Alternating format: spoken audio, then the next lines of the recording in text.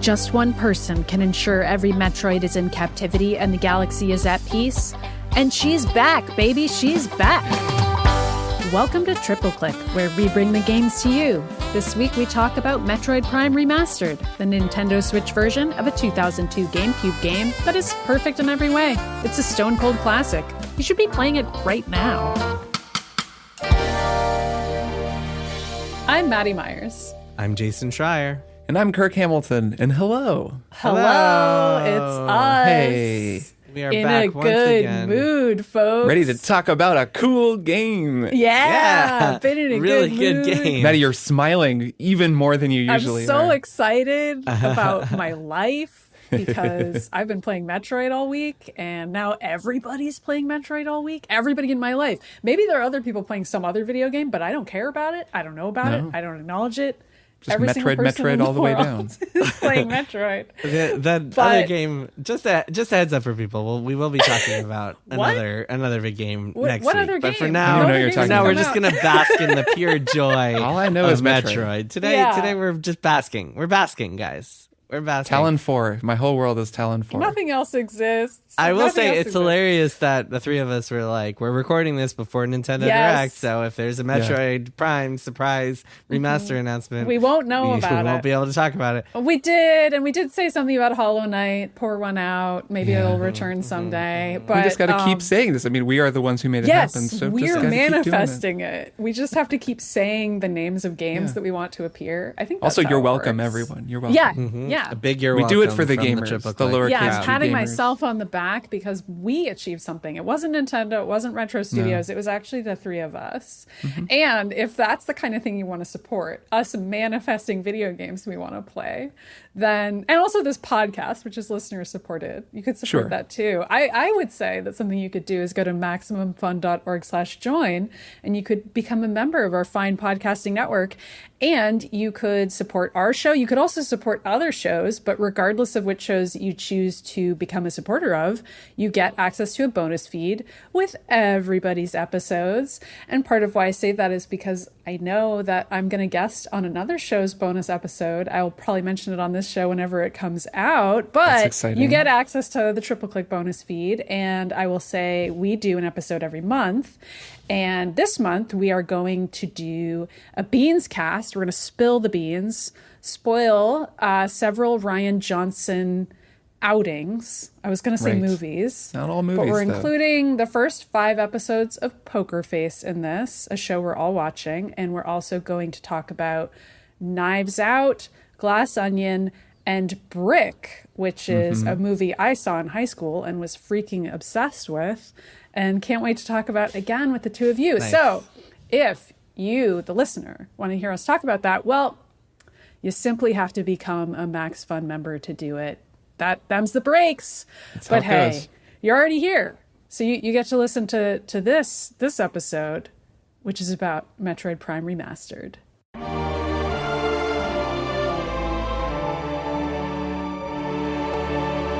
Yeah, it is. I'm so excited. I'm so excited, As too. soon as Nintendo, we'll watch the Direct on Wednesday, and Nintendo surprise dropped the Metroid Remastered. That day. And it's basically, even though they're calling it a remaster, it's basically a remake, as we'll get into shortly. say a But visual remake We at the were very like, least. that day we decided to pivot, and we were like, whatever we were planning to talk about this week, screw that, we're talking about Metroid. That's All right. right, here we go. Maddie, take us away. Here we go. I didn't prepare a statement. I was too excited.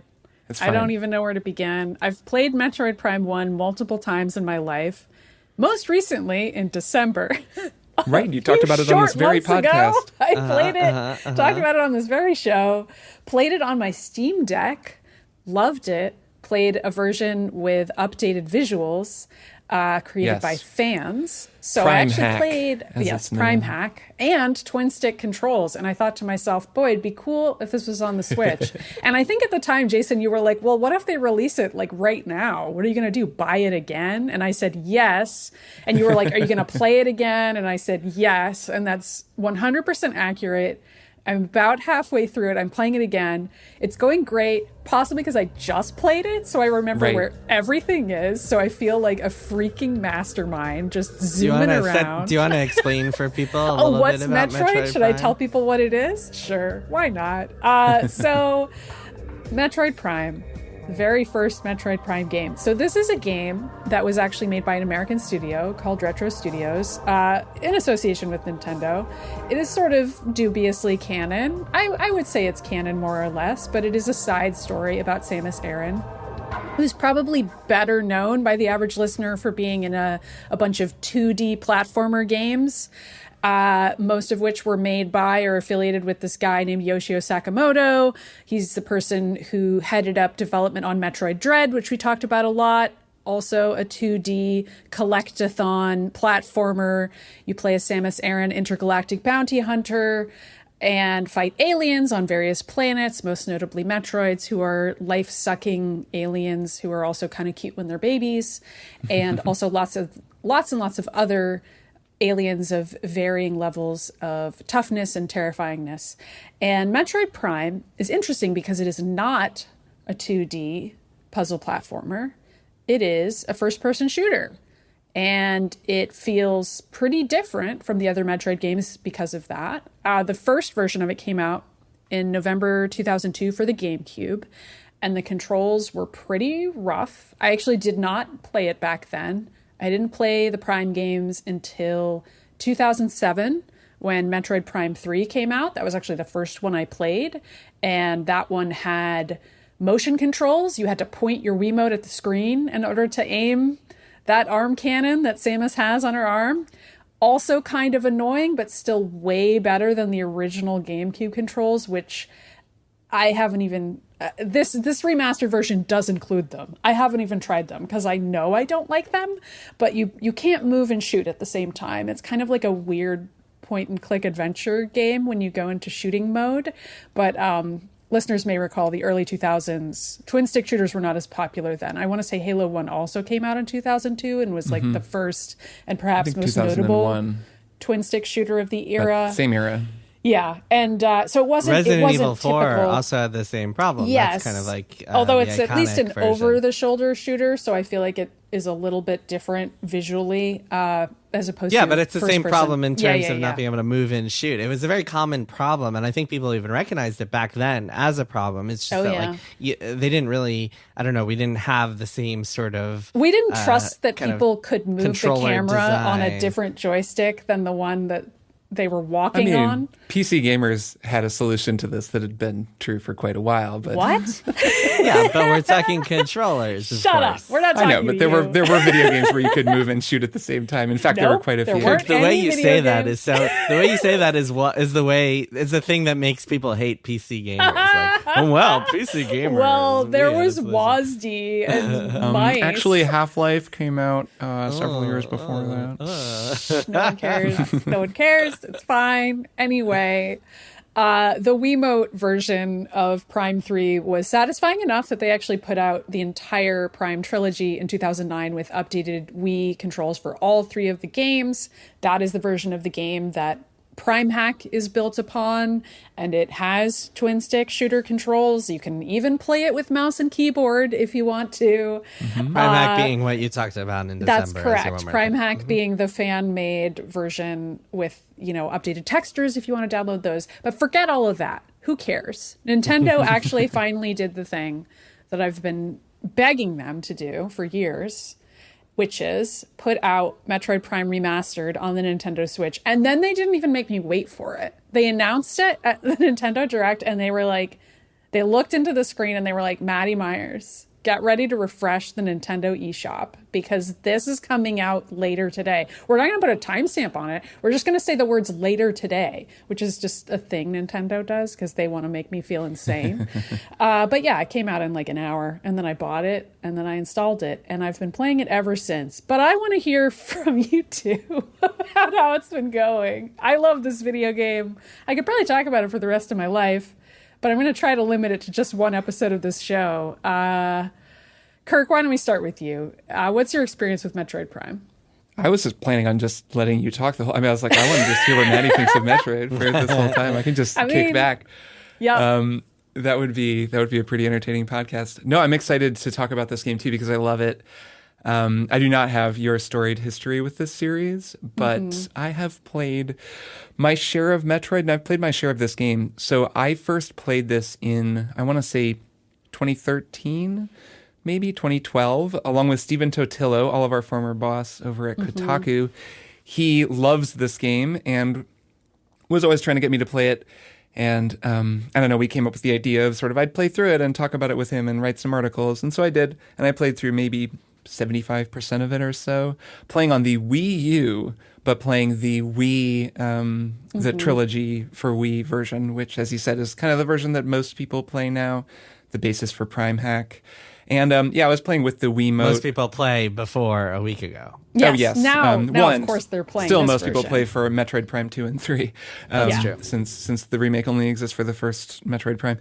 So, I played through with the Wiimote. Never really loved the controls, but came to understand this game's language, its sort of gameplay language, which is pretty distinct. It still feels kind of distinct all these years later. And so I played a bunch of it, kind of forgot it.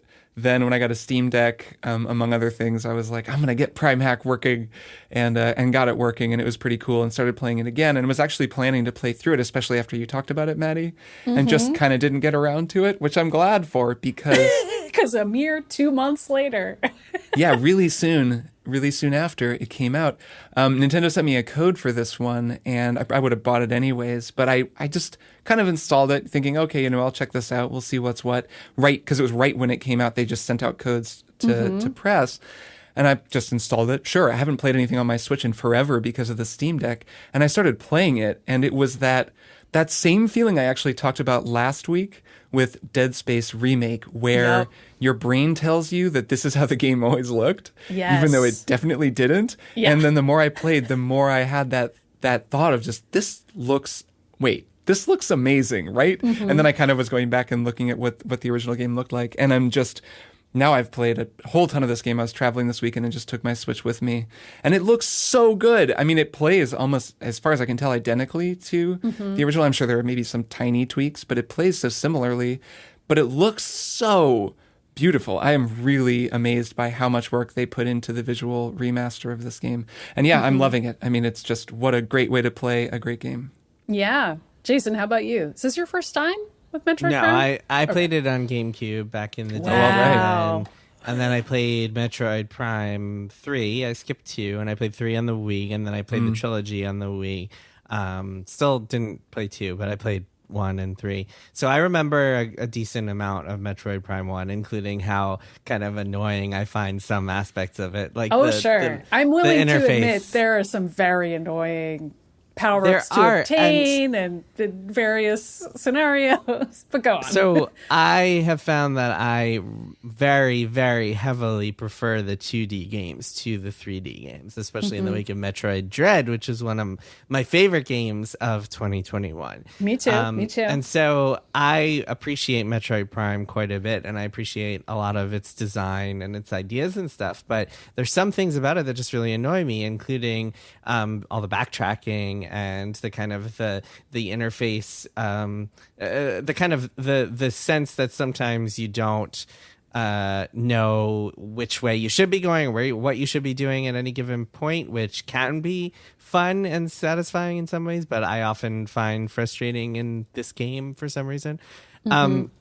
That said, there's a lot I love about it too, and I really love the kind of classic Metroid-ness of it, and going around and getting new abilities and watching Samus gradually get more powerful, and the shooting feels great, and I think using Samus's blast cannon is a lot more fun than most other shooter-like weapons, especially the more realistic ones. I really enjoy that.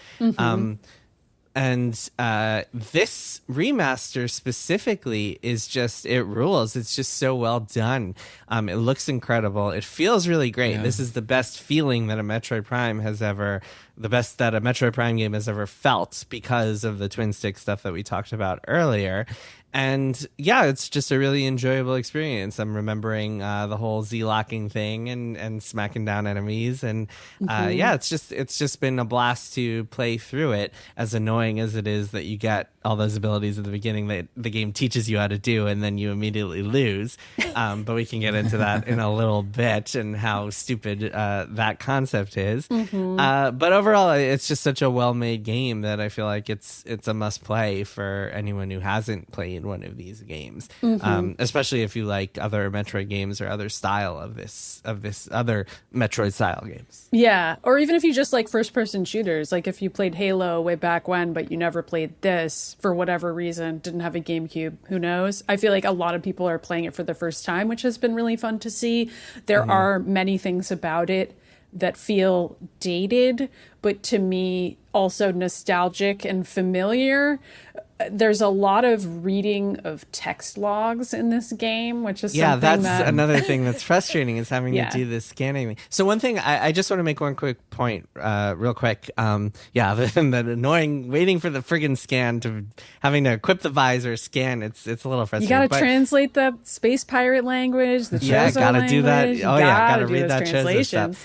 One thing I found a little, just to kind of clarify why I prefer 2D over 3D is that kind of a typical 2D level in Metroid is so much easier to grasp and figure out exactly like where you are in relation to everything else, and having a 2D map is way easier to scan and kind of be like, oh yes, okay, I have to go backtrack to that part because now I have the bombs, the morphability bombs, so now I can go unlock this section over here that I went to a few screens ago. Whereas in 3D, because of the way that the space works, and at least the way my mind works, but I'm sure the way a lot of people's mind works, it's a lot harder for me to just kind of grasp the physical space in the map and remember where everything is. And I just really prefer 2D games of this style for that reason. It's just like it's so much easier to figure out what the space is and kind of map it in your head and enjoy the feeling of backtracking, as opposed to just kind of being like, all right, I guess I'll just like try to figure out this map and just like open a bunch of doors until I figure out where I need to go next. So in general, just the 2D formula works a lot better for me. I think I agree, but only with regard to changing maps. Like in this game, not every map is interconnected, but you can't see all of them at the same time as you can in a 2D game, where you as you open up a map, for example, in 2D, you're like, okay, I still see like this lava section, and once I get the Various suit, I know I need to go back to the lava section. Or maybe you see like, you know, the outdoor section, and you're like, okay, that's where my ship is, and you can see all of that on the map screen as you unlock it. Whereas in this game, if you're in Magmor Caverns, you cannot see the Fendriad drifts or whatever the heck. You can't see anything else. You can only see Magmor, where you are right then. And there are like multiple parts of it and multiple elevators, which is typical of any Metroid game. But you can only see the section of the map that you're in. So you might be able to look through it and be like, oh, okay, there's a purple door. I just got the wave beam. I can finally go unlock that. But you might not be thinking to yourself, oh, but where are all the purple doors in the Talon 4 section of the map? Because you can't even see that right then. You have to go all the way back. That part of it, Jason, I do agree with you. And yet I also think that if you could see every single map, the hugeness of the game would probably be even more overwhelming. I'm not sure how you would solve for that, but it is something that makes the game feel both bigger in a cool way and also kind of annoying, because you have to walk back to elevators a lot and you don't really know if you're going with good reason or if you're just kind of exploring to see if there's anything more you can unlock. Yeah, I've found that as I'm playing, I run into something where I'll not remember exactly what it was that stopped me in a certain area. And if I recall correctly, maybe one of the two of you remembers this better, did Metroid Dread tell you every single thing, you know, every single gating mechanism in the game on the map? I think it was the same as this game, where as you got new abilities, the doors would then be marked on the map. Wave beam, for example. But up until you got the wave beam, you would just see a purple door and you wouldn't know that it's the wave beam that can open it. Do you know what I'm saying? But you would see that there was a new kind of door there. But again, you wouldn't be able to see that until you were in the correct area to correspond with the relevant map. Just to be a little clearer about what I'm talking about, I'm not even necessarily talking about the map. It's also the way that my head works. Like, it's much easier for me to physically grasp a 2D space and understand the layout and like really feel like I'm mastering it, as opposed to a 3D space where it feels more like I'm just like throwing darts at a wall trying to figure out what's going on. I have a thought on that, but I guess I was just establishing that baseline. Like the way, one way that Dread is different is that it tells you that, and this is just on my own experience, not really responding to you, Jason. My experience is that I will frequently go back to a dead end, having forgotten that what I need here is the double jump, or what I need here is the spider ball. Right. And I'll be like, oh, right. I thought that so I just got the, whatever, the boost ball, and I thought that would get me here. But no, there's a half pipe here. It's a spider ball. I forgot. Okay, now I gotta go back. And you take a lot of time. So like, I do find myself doing a kind of pointless backtrack to some areas because the map doesn't tell me that I can't make a note on the map or whatever. So I just sort of don't know where I'm supposed to be going. Yeah, that was something cool about Dread too, was that you could leave little markers on the map, and I have wished that I had that ability in this game too, and that there were a few more save points. I mean, there are some very 2002 aspects of this game, and the lack of save points is one of them. I was shocked by the auto-saving in Dread, which I think I mentioned on our episode. Just that alone made it feel so easy to me, because I was just like used to a Metroid game punishing me and being like, no, you have to go all the way back to a save point, like Dark Souls style. Like, you got to like remember where every bonfire is, and you're going to fight the same 6 guys over and over again. Like, that's part of why playing Dark Souls didn't feel too bad to me. And when I was first playing it, I was like, oh, this is just Metroid. Like, this is fine. Like, I'm just going to fight these same guys over and over again, Yeah, so to actually talk about Dark Souls, I think Dark Souls is an interesting comparison point, because it always is. How many times have I said that sentence? It always is. Every time. But of course, it is particularly to this game, because when you start playing this game, if you have played Dark Souls, you will have the thought of, oh, there's sort of a lot of Dark Souls in this, or rather, there's a lot of Metroid Prime in Dark Souls. Yeah. And one difference in the way that the world works, because both are 3D games, both require you to traverse them, and eventually, like Dark Souls gives you some sort of fast travel, but a lot of the Dark Souls experience doesn't have fast travel, and you do have to backtrack. But there is one difference, and I wonder what the two of you make of it, and that's that in Dark Souls, you're always getting something out of backtracking, because first off, you're always challenged, and you kind of generally have to engage with it, but also you're getting XP for the enemies that you kill. So even if you are just kind of going back over an area you've been over a bunch of times, you're probably not going to find any secrets or anything, but you might get some good drops, and you might get some XP. It doesn't feel like a waste of time. Right, it gives you a little something, and Metroid doesn't give that. Plus, a lot of the areas in Metroid are pretty easy. Like, this game doesn't really offer a challenge in the way that Dark Souls does, so it's also just not really engaging in that same way, so the backtracking feels a little bit more tedious as a result. Yeah, it does. Although every now and then you might find a missile expansion. Yes. Or an energy that is upgrade, the exception. Which also feels very of its time, where it's like that's as good as the drops ever get. I mean, it's not an RPG. It's not, there are no souls to be collected. Right. So there is that. It is, and I do get the sense that the game is actually fairly linear. Now that I've played enough of it, I'm sort of paying attention. You can kind of go back and get stuff out of order. I just got the Wave Blaster, is that what it's called? Where you have to knock down those pillars. I love, that's such a good puzzle. Yeah. And that I think you can do really at any point. Maybe you just need to have enough missiles, but I don't think there's really that much more you have to do. Maybe bombs for your like ball bombs, but that's it. So there are some things you can go do optionally, but generally it's kind of like you play through an area, you fight a boss, there's a new lift that takes you up to a new part of a previous area that you couldn't access, and then on your way from that area to the next place you're supposed to go, there's like a missile, container that you couldn't reach before. And I love the audio cues for those two. You can hear them. It's all very organically designed. And then it is funny that they give you these tips or these hints where every now and then your scanner just goes, hey, check it out. And then you press square and it's like, go over here. That's over there. Go to that thing. That's where your next power up is.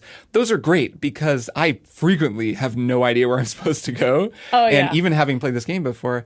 And I almost wish that this game gave you the option to do those whenever you want, like to just ask for it. Like, give me a hint. Yeah, it feels a little like there are times where I'm just waiting for it. But instead it's like story gated, where it's like, oh, you're suddenly getting some new data. Like, you're getting an email from the planet that's like... It's like your suit or whatever. There's some space pirate stuff going on in Talon right now. So you better head on back over there.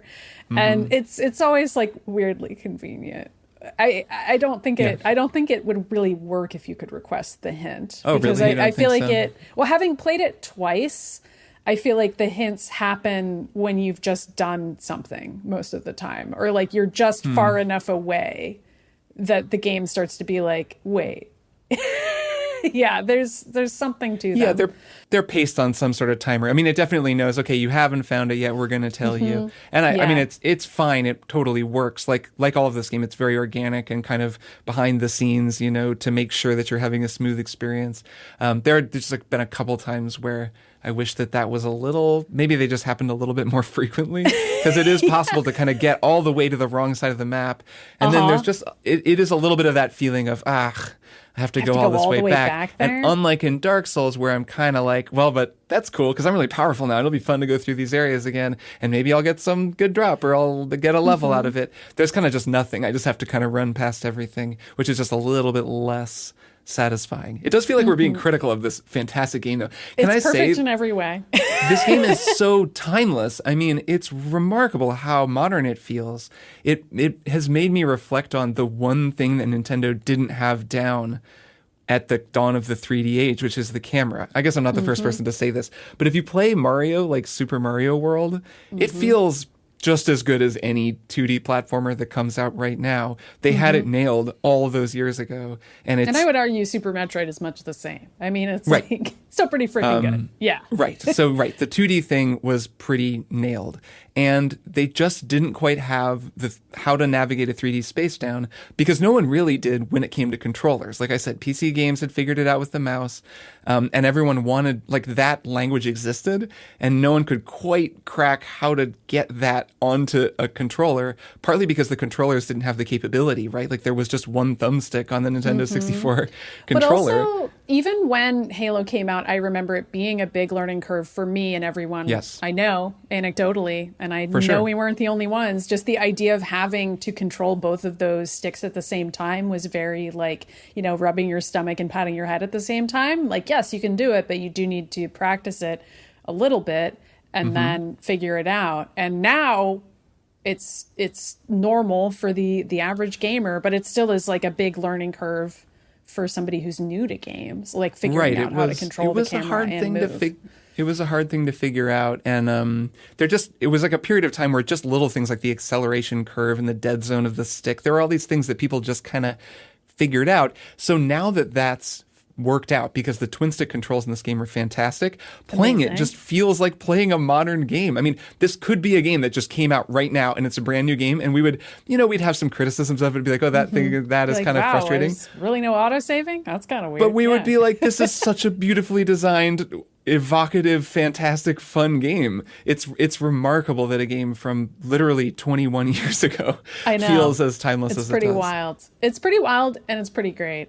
And I'm so happy. The story is actually really, I think the story really holds up well because it's so mysterious and evocative and very Soulsy. Very obviously, Dark Souls is very heavily inspired by it. Different kind of environmental. Yeah. You can ignore all the text, much like in Dark Souls, if you want to, and you'll still you can get also it. try to piece it together, and the environment. I mean, it's very, very different than a lot of modern games in that it's all kind of told through the annoying scanner mechanic. But if you get invested into it, and obviously there have been all sorts of theories over the years about the Chozo and the Phazon and all the other shit that's crammed in there. Yeah, which is really cool to me. I really like, I mean, I'll agree, scanning stuff in the motion of it is annoying, like waiting for it to unlock. But the fact it's only that really an Samus- issue when you walk into a room full of computers and there's like 65 things to scan. That's when I'm a little like, oh my God, okay. But most of the time I actually like scanning. Well, it's annoying. It's an issue because of the extra button. Like, if you could just press one button to scan, it would be much more palatable. But you have to open up your detective mode, and then you have to you have to put on the visor and then press a button. It just adds this clunky extra step to the process. Anyway, sorry, Maddie. Just wanted to say, like, I actually do like scanning mostly, but there are the times where there's just 100 things to scan, and it's a little bit. No, much. I totally But go agree. ahead. And it's sometimes like, oh, did I already read this or not? And there isn't like a clear delineation of what you've already read and haven't read. Not ideal. But I do really like the actual story and how uninviting parts of it can be. Like sometimes you're really just reading a lab report or like a fragment of something from the Chozo, and you're like, I kind of know what this means, but I don't totally know. Like, okay, I get it. Phazon is bad, I guess, but how did it get here? And then you kind of learn more about that, and you're like, okay, there's this apocalyptic event that happened where this mysterious, stuff from this other planet showed up here and caused a bunch of bad stuff to happen to the Chozo. And okay, but then the space pirates are studying it. That seems bad. Why would they be doing that? I don't know. You just kind of have to piece those fragments together. And I really enjoy that method of storytelling. It's simple, but you don't really need it to be much more complicated. It lets Samus feel like a detective and a scientist in addition to, a bounty hunter and all the other stuff she's doing, and a real explorer. Like she really is having to put together the pieces of a mystery, and I really dig it. I dig that a lot. Yeah, it also stays out of the way of the vibes. I mean, this game has such a strong vibe, and it reminds me of Subnautica and Outer Wilds. Those two games of recent games that I've played have such a similar energy where they're largely silent. You're just out exploring. You find these beautiful and evocative new spaces, and you gradually uncover a story. And I love games like that. I mean, it's interesting that in this game, your primary interaction is to shoot things. You shoot doors to open them. Yeah, that's how you open doors. You shoot enemy stuff. Or blast mostly animals. Blame the Chozo for that. They designed their doors that way. I don't know why, but you gotta shoot them to open them. So Samus lands and just immediately begins blasting every animal in sight. And it's like Danny DeVito in Always Sunny. Yeah. So anyway, it started blasting. Right. You're picturing Samus telling the story in a bar. So anyway, started blasting. Yeah. Well, I landed, I got onto my ship, and I started blasting. And that is very much feels like a 3D version of what the 2D games do, because also in the 2D games she's just running around blasting. That's what Samus does. Yeah, where the only way she has to interact with the world is also shooting at doors or aliens. Right, yeah. And you can look at a game like Outer Wilds and say and see what would happen if this game didn't have shooting. It would just be the same vibes, the same exploration, the same general feeling of the floating, bouncing exploration without shooting anything, and it'd be great. Like, this game doesn't actually really need the combat. As fun as it is to jump around and shoot it at everything, and the bosses fights are okay, they're pretty cool, but really, like, the magic of this game is the first time that you drop into the submerged, like subaquatic area. The music changes, this gorgeous track comes on, and then you get sucked into something, and usually, I feel like the game is designed to do this, you blast it with your blaster and you see Samus's face reflect back at you in your visor, and it's magic. I mean, that's the magic of the game. I guess that did involve a blaster to see her face, but maybe you even have a flashlight that would make that happen in the non-violent version of this. I'm not complaining about the fact that you shoot things. I think it's fine. But I think the fact that Outer Wilds exists, and actually for that matter, Subnautica, another game that does not have any guns, exists, just shows how potent the just exploration, beautiful world, mystery vibes are. Mm-hmm. Totally. It's interesting you say that's what you find to be the magic of this game, because I find the magic of this game to be shooting stuff. Shooting stuff in the face. That you get to a new area and you're like, hey, this thing looks taller than I could reach with my jump. Maybe I'll be able to get a double jump around here. Or hey, what are these like magnetic rail things? Maybe I'll get something that'll let me get on it somehow. That to me has always been the really appealing thing about Metroid / Metroidvania / whatever you want to call it, these types of games. And actually that ties into like why I've always hated the Samus loses all her powers at the beginning thing, because one of the things that I really love about this stuff, the same applies for like Zelda dungeons, is getting to a new area and then being surprised and delighted by the new thing you're going to get, and knowing at the very beginning that like, oh, well, there's a grapple hook mechanic, so I guess I'll get that at some point, it's kind of takes away from the magic of that. But that said, Metroid Prime still has plenty of stuff that like surprises and delights you, even because you don't have everything at the very start, just a couple of things that you lose.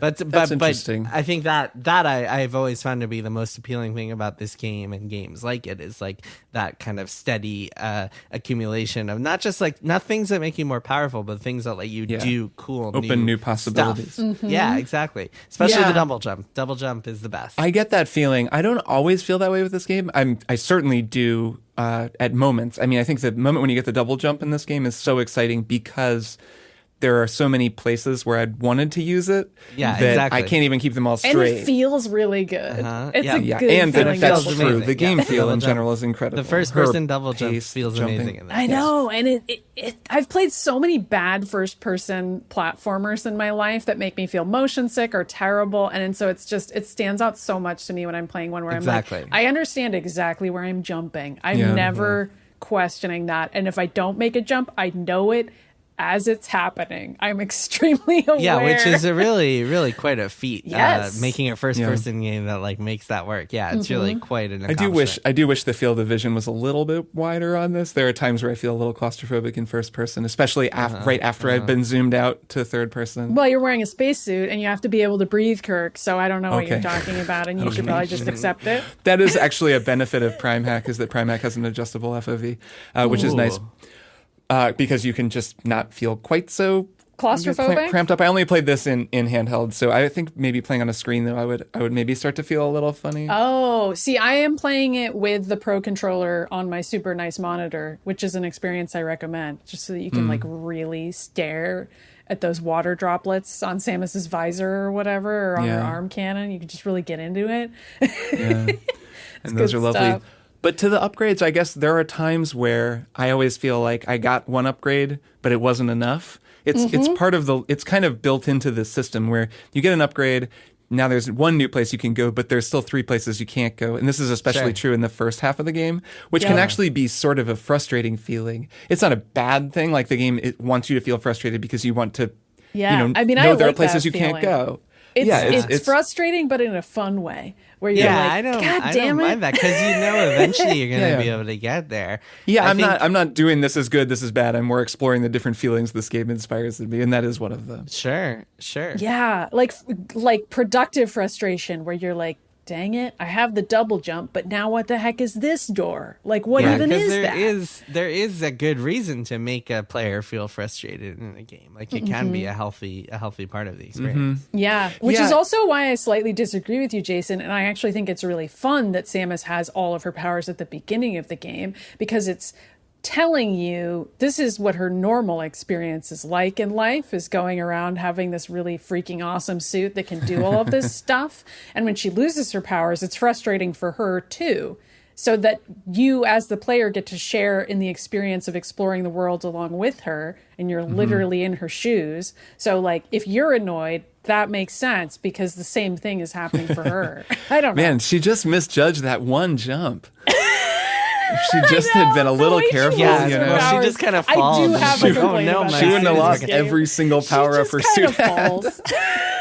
It's not that I'm annoyed, to be clear. Like what I don't like about that is that it removes the magic of discovery of those specific powers. 'Cause now you you already know there is a there's a grappling grapple hook. hook in Yep. the game. Yeah, that's Right, the you're point. comparing it to Zelda, where in Zelda you get the exactly. powers one at a time. Yeah. Imagine if in Zelda, in like Wind Waker, it was like, oh, there's this like There's cool leaf thing I can use, and Mm-hmm. now it's getting taken away, but now I know it's in the game. Like it would just be annoying. Yeah, I get that. And it does kind of feel weird to me that I now know exactly what a grappling hook point looks like. And when you're Exactly. like going across Magmore Caverns, you're like, well, eventually I'm going to be able to just grapple my way across Exactly. this It whole would be thing. much more fun if you didn't know if you that were like, when you what got is there. that? What even is Exactly. that? Yeah, I see. I Well, see and both that's sides of why it. I mean I think that's why like Metroid Dread, for example, doesn't do it because I think it recognizes. Well, you do lose your powers at the beginning of Metroid Dread. You just don't fully understand what all of them are. But you do get smacked down by the mysterious Chozo General at the beginning of Metroid Yeah, Dread. but you don't. Yes, but again, that's not what annoys me. What annoys me is learning all this stuff. And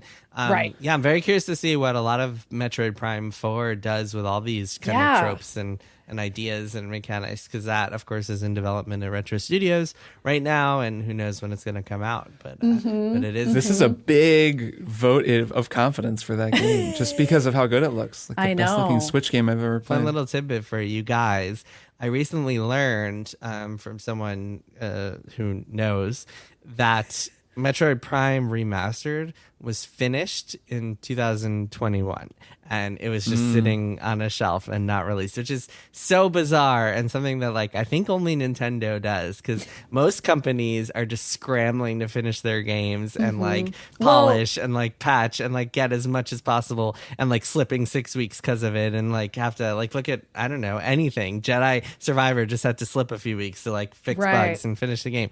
This game is sitting on a shelf for a year. Well, it helps that Metroid Prime was already done. That's true, but still, remastered. Most game companies they went are like releasing games that they're done. I don't think Dead Space remake was just sitting on a shelf. Not sitting on a shelf for a year. Nintendo is really the only company that does this. It's pretty wild. Well, but my follow-up question, which you may not have the answer to, is were they perhaps planning on also releasing 2 and 3 at the exact same time, and then eventually it became clear that they couldn't, and they were like, let's just put out 1? The plan, I don't think that, well, I don't know for sure, but I know that Retro worked directly on this game, and I think the idea was like, we want to set this bar for Metroid Prime 4. We want Metroid Prime 4 to like maybe use these assets, or maybe at least hit this quality bar in terms of visual and feel and stuff like that. So it was a good kind of like way to hit that, to test that out, and to hit that kind of like set that standard for themselves. I don't know. I haven't heard anything about them also doing 2 and 3, so I don't know if that's in the cards. I don't know why it was sitting around. Maybe the idea was like to have it closer to whenever Metroid Prime 4 comes out in terms of release schedule, but we don't know when that'll be. But no, as far as I know, they weren't like planning on remaking 2 and 3 as well. Although I don't know for sure. I don't know if there's a team somewhere doing that as well, or if they're just going to release like ports of those, because they could do that too, right? Like it's like, here's what we wanted to do with 1. We wanted to like really do the whole crazy visual treatment, and we want to set the bar for ourselves for 4. But 2 and 3, we'll just make those playable as ports. Like that's very possible with the twin stick controls and all the other. Yeah, with what they are, just like release them. By the way, fun fact, you can actually play Metroid Prime Remastered with motion controls, like with the Wii controls. So maybe if they release 2 and 3, maybe they'll be able to do that. I mean, I feel like they will. So there's multiple control schemes in this. There's 4, apparently. I haven't tried them all because I've just been playing it the normal way. Like, what? I'm not going to get my Wiimote out of the basement for this. I don't need to do that. Well, no. It's not the Wiimote. No, you do it with the Switch. I'm not going to use the Joy-Con controls. either. Honestly, I pointed my arm at a screen to be Samus's blaster for long enough in my life. I waved my Wiimote around for Link's sword in Twilight Princess. I remember those times, and I don't need to go back to that. I'm good. And Skyward Sword, But glad it's in there, just so that people out there who are especially playing it for the first time and want to feel what that was like, they can have that experience. You know, it's funny. I play so many Steam Deck games now with the gyro controls, like as a mouse, which makes first-person games really great, especially if they have good integrated mouse controls. And there is another control version in this where you are playing twin stick, but you can also turn it so that the motion controls just move the camera, which I'm not actually using. It could be really cool, but you don't really need it because the lock-on is so strong in this game and you use it all the time. I'm finding I don't need it, but it's really nice that they give that option. I have really grown accustomed to handheld, like thumbstick aims, but you can fine-tune your aim with gyro. That's a really great kind of aiming combination. Yeah, I feel like it might be useful against specific bosses. Like, I think that boss is called Shegoth, the one where you're supposed to be hitting her in the head, but the lock-on doesn't connect to her head. It connects to like the part of her body one you're who not supposed to shoots hit. frozen ice? Yeah. I actually used ball bombs to kill that boss. I just kept rolling in and dropping bombs and rolling out. That would work. It's either that work. or missiles. But if you shoot her with charge beams, it's not going to work. No. Jason, I don't know if you're up to her yet. I'll give you some tips off the air. But it's a very deceptive fight. Not yet, but I did see a Shegoth at Hot Topic the other day. Oh, sure, Sure. You got to be careful. with the ice breath. Yeah, we all know that. Just to kind of talk about the bosses for a second, it is a very Nintendo thing to have each boss be a puzzle of that kind, where like you have to figure out over the course of fighting them based on their behavior. Like, oh, if I hit her in her back, she like charges up and hits me even more. Maybe I should stop doing that. Maybe I should try hitting her somewhere else and see if that works. But I also really like that it just plays into the part of Samus that is observing. Like, early on. I can't remember the name. I think it's like Flagra, the one that's charged up by all the solar powered. It's a great fight. Things all around it, and you have to like keep knocking down the solar power so that the boss shrivels up. And that is also something where it's just you just have to look around the room and observe what's going on in order to figure out what to do. I mean, also scanning the boss will you have tell to you scan some the boss. information. Yeah, I mean, yes. The key every time is to scan the boss, and it tells you how to beat the boss. But also, there's some environmental observations required of you to be like, okay, what do I do here? What am I supposed to do? And there's nearly always something in your environment that will tell you that information. And I just really dig it. I dig it when a game gives me the tools I need to survive.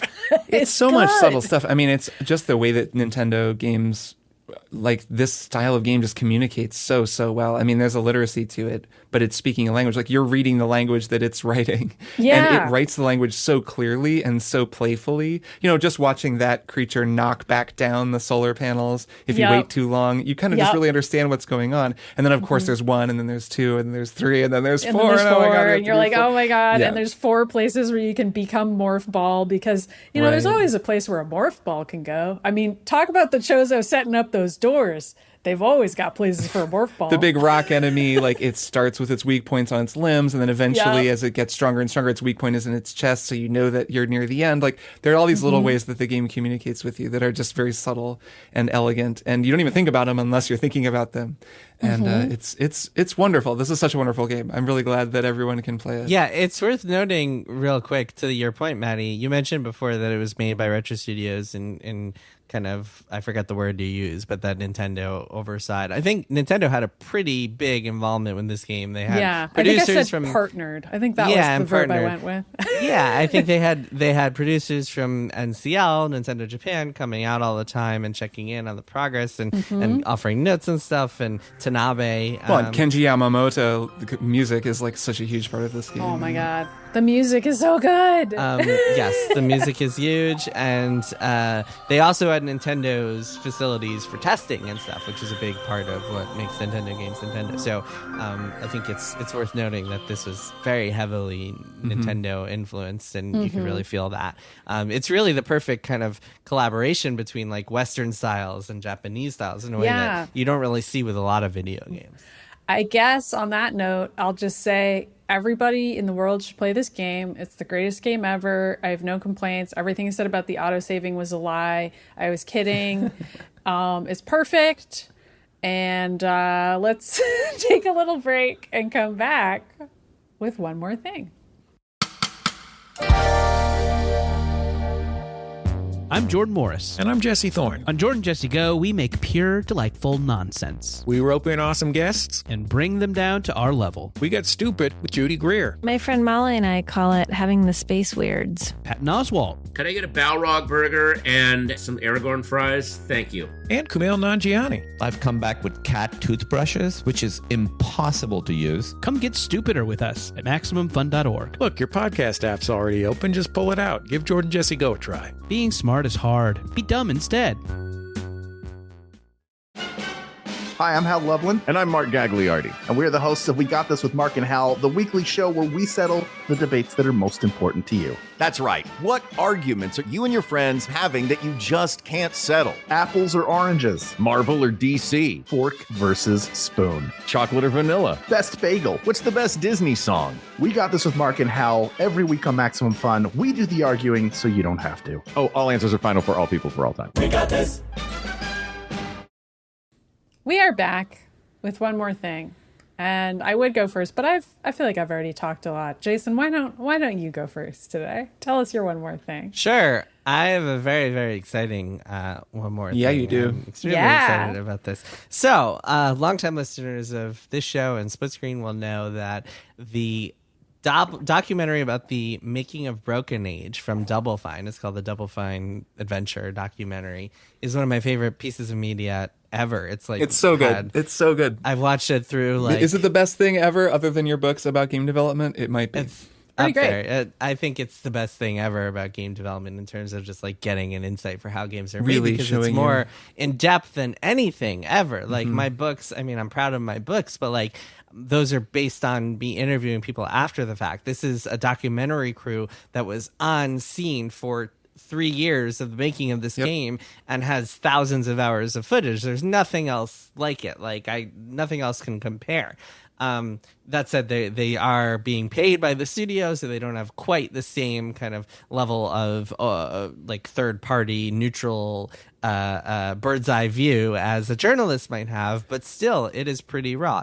Anyway, the same production company, Two Player Productions, just came out with a documentary about Psychonauts 2, which has been in the works. This documentary has for, I don't know, 6 years, 7 years. It starts, if you start it, it's all on YouTube for free right now. It's in 32 parts. It's 22 hours long. 32 parts. Unbelievable. Starts- We feast. We are going to feast on game development insights. Yes. Show us the pain. Show us the frustration. It starts in 2015, so just to give you a sense of the scale of this Wow. thing, it's many, many hours of footage. It's an incredible story. I'm almost done. I'm like 2/3 of the way in, maybe a little further, maybe 3/4 of the way in. Note to self, the next time Jason says he doesn't have time to do something for the show, just watch 20 hours of a documentary in 3 days. Wasn't that excited about watching the live action Mario movie for some reason. You're fine to choose how you spend your time, Jason. I'm just giving you shit. Well, I'm watching it, Kirk. I'm watching it during the workday because I'm planning on renting it. Oh, it's so I can justify work, watching is it during it? the workday. So definitely see. work. for Watching sure. Die Hard isn't work? We're not here to talk about how I spend my time. We're here to talk We're not about here the to talk Double about Fine movies Jason documentary. has or hasn't watched.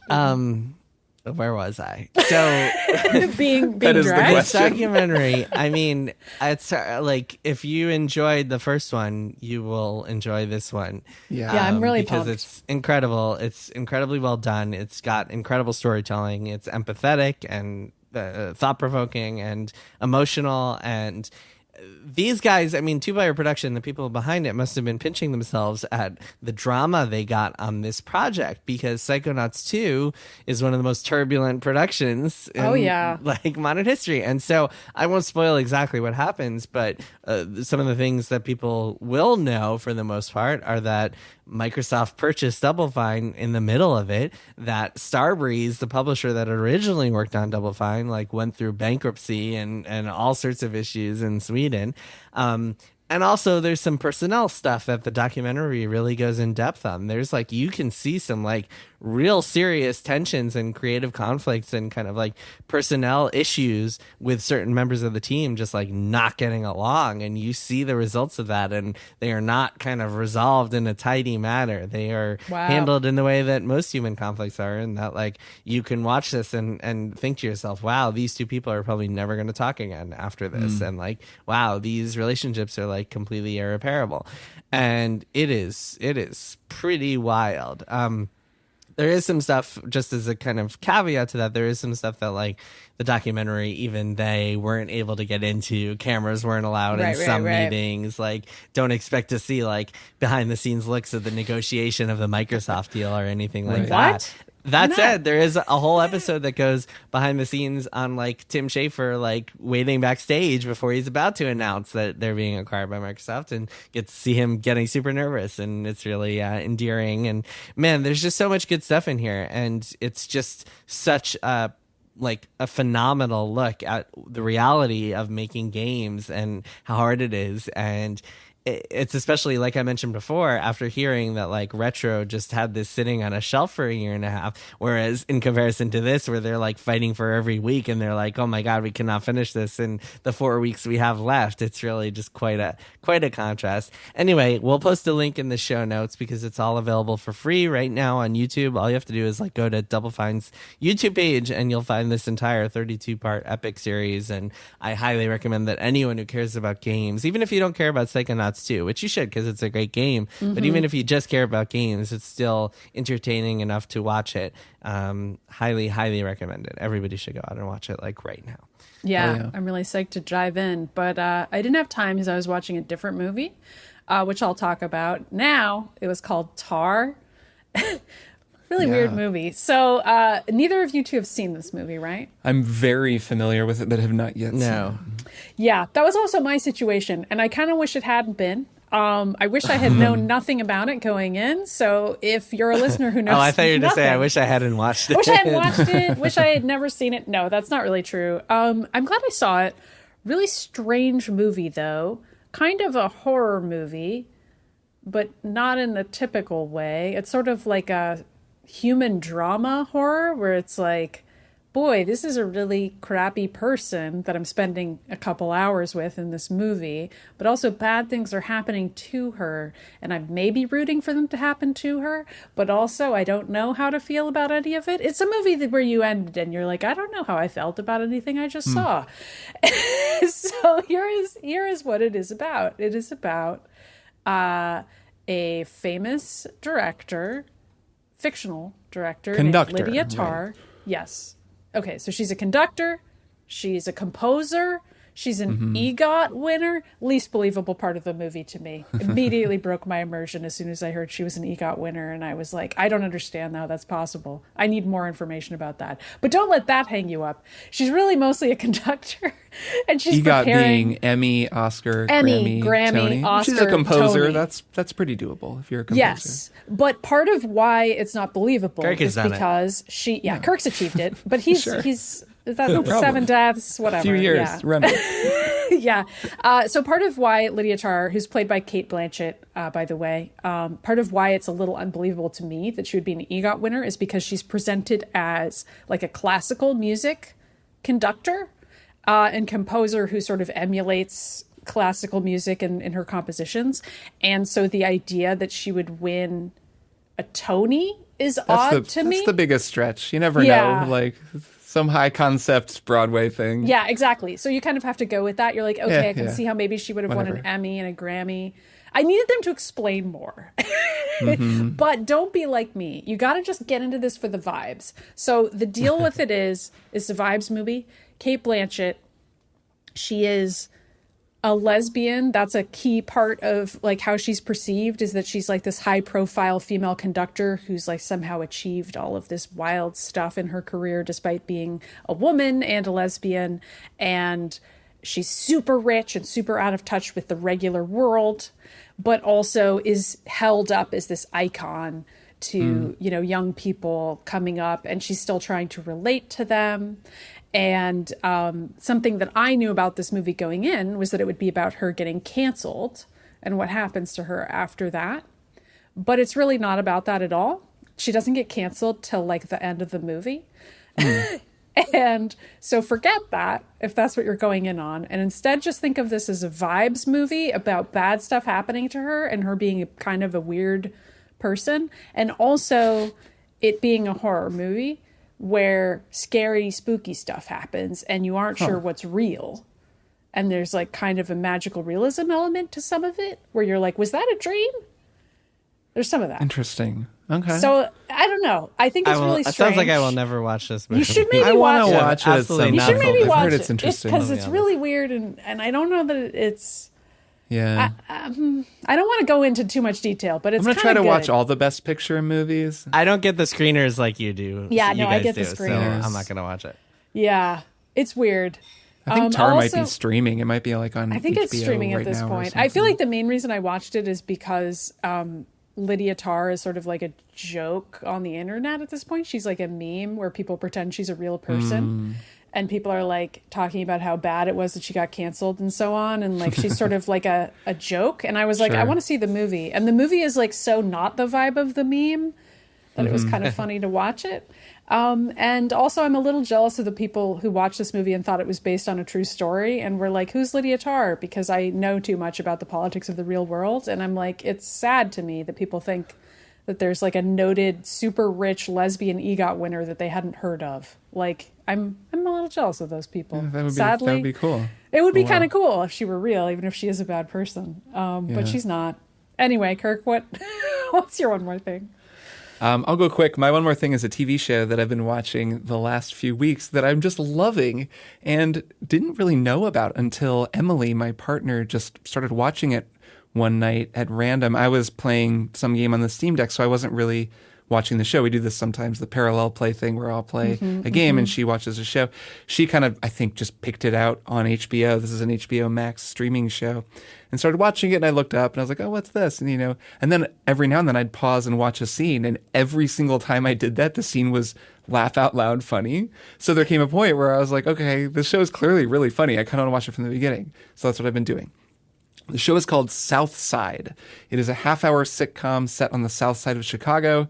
It is created by and featuring an entirely black cast. It is like super neighborhood-specific, super culturally specific to Chicago, a city that I know fairly well from having grown up in Indiana, but obviously not that well. I never lived there and never lived on the south side.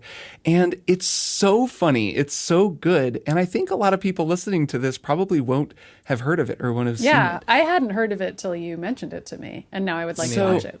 So it's created by two guys, Bashir Salahuddin and Diallo Riddle, who are both on the show. Almost everybody who writes and works on it stars on it. And then it's a real family affair. So Sultan Salahuddin, who's Bashir's brother, he plays another main character. And Chandra Russell, who's married to Bashir, plays his partner. The two of them play cops, but they're these bumbling, corrupt idiot cops who are very, very funny. Bashir Salahuddin is the funniest guy. He's just the ultimate chump, and he's always getting chumped on the show. And then Kareem Young is Kareem and Quincy on the show. They're twin brothers. And then Zuri Salahuddin plays Stacy. She's their sister. So so many people on this show are related. So they're all just, you get this feeling that it's this big group of people who are all friends and family, and they're all just screwing around and having fun. And I've read some interviews with them since discovering the show. And of course, there's lots of people out there talking about it, being like, the show is great. And their idea going in was to make a show with the vibe of The Simpsons that takes a kind of Simpsons approach to storytelling and ensemble madcap antics, but and then live applies action, that to a live action show. Yeah, wow. So you get the two main characters, Simon and Kareem. They're repo guys for a rent to own furniture store. And then, like I said, two of the other main characters are cops who are just kind of always around in the neighborhood. So you get these characters who have a reason to be going a lot of different places, which is a really great narrative setup. Okay, they're repo guys, so they're just going to walk into who knows where this week. But then it really quickly becomes higher and higher concept. There have been 3 seasons now. And by the second season, there's an episode where the whole thing is a remake of Ferris Bueller's Day Off, where Turner and this one actress run off the set of the actress's cop show that she's making, and it just recreates a ton of scenes from Ferris Bueller's Day Off, but with a kind of South Side Afrocentric view that's really cool. There's it gets totally ridiculous every episode. Supernatural stuff will happen. There's a couch that if you look inside of it, it shows you the meaning of the universe. It's very Simpsons-y in that way. Simpsons, where it has that kind of Simpsons vibe where Ferris Bueller, of course, set in Chicago. Yes, and right, that's why they did that. And then there's also a lot of Chicago stuff that I just don't know. I didn't know what stepping was. There are so many things you will learn watching this show. And then I'll ask my friends who lived in Chicago, hey, do you know about this place or that? They're like, oh yeah, that's totally a Chicago thing. Which is just fun to watch something that's very specific to one area. So mostly though, it's just funny. I mean, I don't know. I've been watching a little bit of Mythic Quest season 3, and that show's interesting, but I just don't find myself laughing that much. Yeah. And then going and watching a sitcom where it's just every joke is really funny, and sometimes I'm laughing at the jokes because it's just hilarious people being hilarious over and over again. Is just a really wonderful thing. So felt like there'd probably be some people out there who haven't heard of it and want a lighthearted 30-minute sitcom to watch. If that's you, South Side, it's on HBO Max. I can't recommend it enough. That was my next question. HBO it's Max. Really, really good. Gonna watch it. Gonna check it out. After I finish this 32-part, whatever the heck. Right. First 22 hours of Psychonauts 2. Then you can maybe break it up with occasional episodes of South Side. It's a good side dish. Cool. All right. Well, we've done it again. Greatest episode about the greatest game ever made. Yeah. What a treat. What a treat. But we won't. Then we got to do a Metroid Prime episode out of nowhere. Hey, that's wonderful. Yeah, what a treat. Lovely. And Maddy didn't even have to win a bet. I know. I got to just experience this just for fun. We all got to just really, play we're talking about Dead Space and Metroid Prime. It's like all the games that you and I have picked for our bets in years we lost. It's actually really funny. Well, just wait. I mean, you know what else is getting remastered this year? We don't know. I don't know. We're out of time. And we'll see you next week, everybody, for another episode of Triple No, Final Fantasy Tactics. Just wait, you guys. No, I'm excited. Sure, I would play that. All right. But seriously, though, see you guys next week. Yep. See you next week. Bye. Triple Click is produced by Jason Schreier, Maddy Myers, and me, Kirk Hamilton. I edit and mix the show and also wrote our theme music. Our show art is by Tom DJ. Some of the games and products we talked about on this episode may have been sent to us for free for review consideration. You can find a link to our ethics policy in the show notes. Triple Click is a proud member of the Maximum Fun Podcast Network, and if you like our show, we hope you'll consider supporting us by becoming a member at MaximumFun.org/join. Find us on Twitter at TripleClickPod, send email to tripleclick@MaximumFun.org, and find a link to our Discord in the show notes. Thanks for listening. See you next time.